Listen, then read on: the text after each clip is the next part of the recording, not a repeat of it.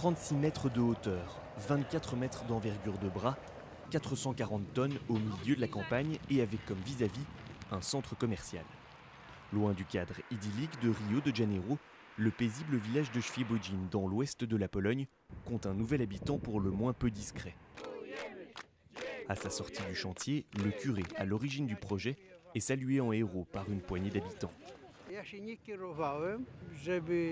Je n'ai pas agi dans le but de faire de la concurrence à qui que ce soit. Je n'en ai pas tenu compte, mais pour moi c'est le symbole qui a décidé de la hauteur de la statue. Ce symbole, ce sont les 33 ans du Christ à sa mort. Mais coïncidence ou pas, avec sa couronne sur la tête, le monument de Świebodzin mesure 3 mètres de plus que le célèbre Christ de Rio. Il devient ainsi le plus grand au monde. Les élus peuvent se frotter les mains, le succès touristique est garanti et ils n'ont pas déboursé le moindre centime. La statue a été financée par des particuliers, des mécènes ou des entreprises privées. Aucun fonds du budget de la commune n'a servi à ce projet. À Świebodzin, personne ne veut confirmer officiellement le coût de la statue. Mais de sources proches du projet, il pourrait atteindre près d'1 million d'euros.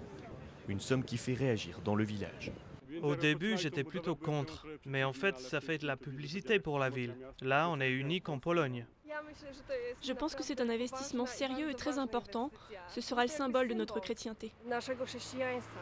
C'est de l'argent jeté par les fenêtres. Au lieu de ça, on pourrait construire une école maternelle, par exemple. Depuis sa conception, il y a 5 ans, la statue de Świebodzin a connu de nombreuses péripéties. Dernière en date, la grue prévue pour l'assemblage final s'est avérée trop fragile. Il a fallu en acheminer une autre. Désormais, le Christ a la tête sur les épaules, mais le débat n'est sans doute pas clos. Et chez nombre d'habitants, une question en ressort.